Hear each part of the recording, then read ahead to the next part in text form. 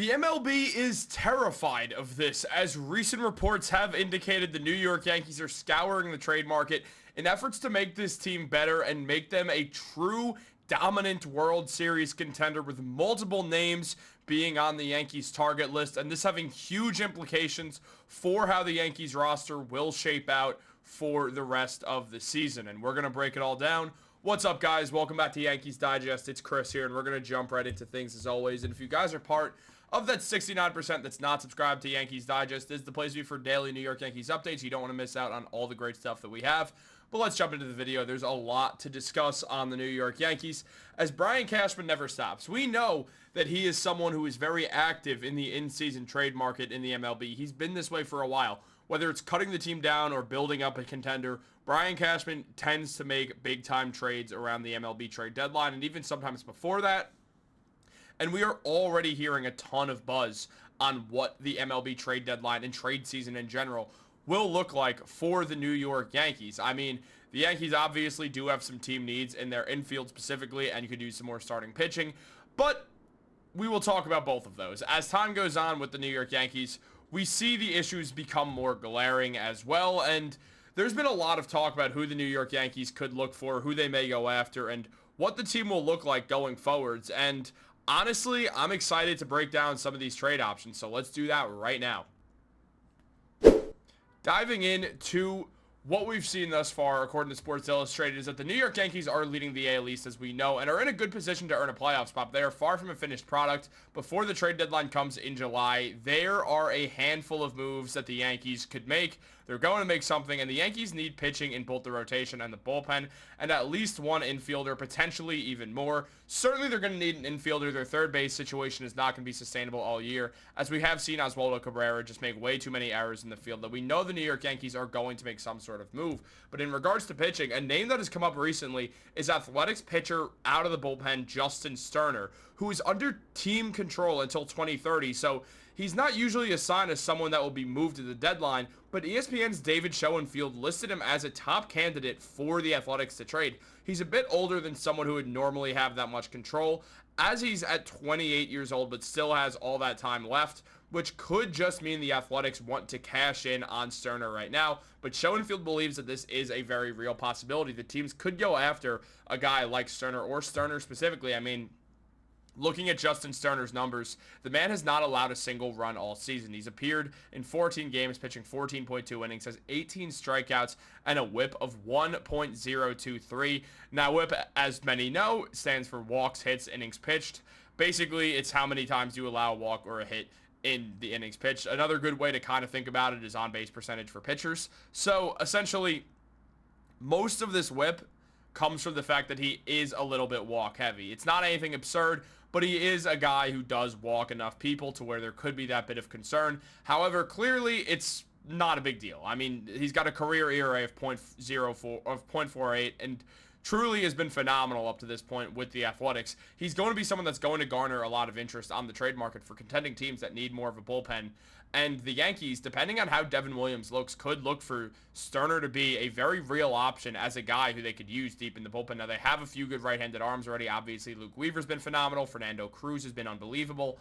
But outside of that, there's not a ton to love. I mean, now, pitching out of the 8th inning, as he's the setup guy right now, Devin Williams looks really good. So Sterner might be a little bit too redundant for the New York Yankees, but there is a world where they decide to go after him, because Williams is on that one-year deal, and there's a world where the New York Yankees might not either want to re-sign Devin Williams and decide to move forwards with Luke Weaver as their closer, and Fernando Cruz being 35, he's not some long-term option for the Yankees. So Sterner fits in really nicely as a guy they wouldn't have to pay that much money to, and also would have control over till 2030, giving them an elite guy who they could potentially try to mold into a closer for a few years if they decide to go that route, or it could just be a very effective bullpen arm for them for a while, a la David Robertson. So they have some options here on what they could do, and I would like this move in the sense of you add another talented arm to the bullpen. They do definitely need to look for more left-handed arms. Right now they have Madseck, Tim Hill, so they have those two.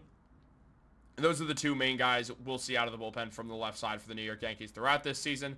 So we'll see how that works. But right now, where things stand, I would like to see Sterner on the Yankees if it works out. If it doesn't, oh well, so be it. However, the other guy, he's been linked to the Yankees multiple times, and this would be a phenomenal move for them.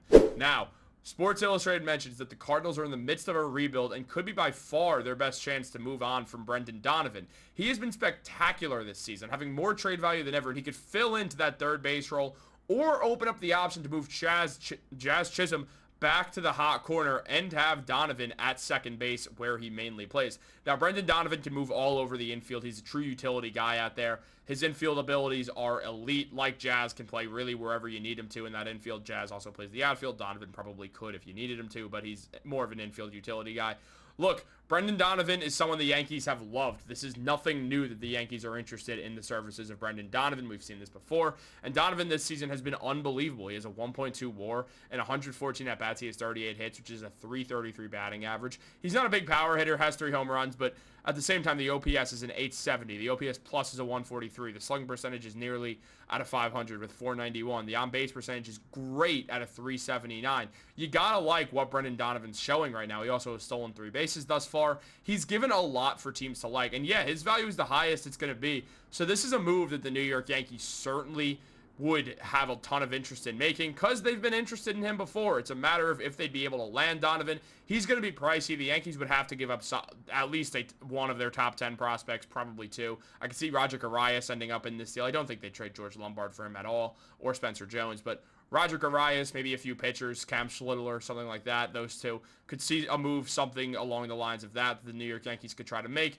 in order to land Brendan Donovan, who mainly, again, plays second, third base, can play shortstop if you need him to. He's a left-handed batter, so it doesn't exactly solve the problem of the Yankees want a right-handed infielder, but still, at the same time, it does give you an elite contact bat who becomes your answer at the leadoff hitting spot. I know they've won a few different ways right now, and there's been some stuff that works and some that doesn't, but Brendan Donovan instantly becomes your leadoff hitter and is a perfect guy if you want to put Aaron Judge at that 2-hole, or if you still want to have a right-handed leadoff against lefties, for instance, using few different names in there, but mainly Paul Goldschmidt, something like that. The Yankees will be able to do that. Also, Goldschmidt and Donovan know each other from Goldschmidt's years over in St. Louis, so there is some connection that he already has here as well, which is good to see. And as Fireside mentions, Brendan Donovan is an incredible utility piece that the Yankees have been rumored to want to acquire for a while.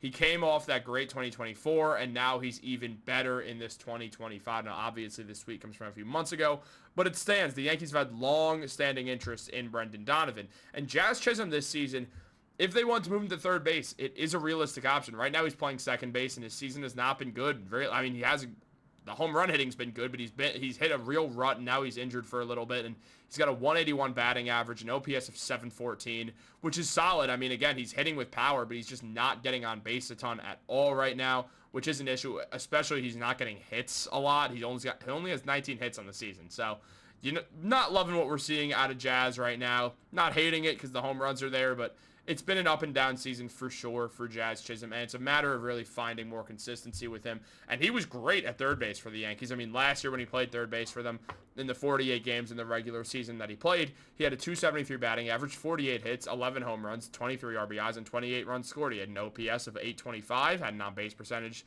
of 325. I mean, very, very solid numbers. And obviously, if you got a 325 on-base percentage and an 825 OPS, that means your slugging percentage is 500, which is the markings of an excellent player. Jazz was phenomenal when he first got to the New York Yankees, and maybe moving him back to third base will help that. I mean, Donovan can more than handle himself at second base, as we know. He's mainly playing second base, and Jazz, we know, has that phenomenal arm and is an elite fielder who you can stick at that third base spot. And you still have Oswaldo Cabrera if you don't move him in this Brendan Donovan trade. And he comes off your bench as a very nice bench piece to have. Or you have Peraza. You'd probably also trade one of them in that deal.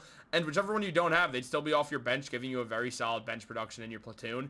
And I would love that option, personally. I think the New York Yankees are set up well to make a Brendan Donovan trade. I think he should be their main trade target going in to this trade season. But what do you guys think? Let me know in the comments down below. Like this video, subscribe, turn on post notifications. Have a great day, and go Yankees.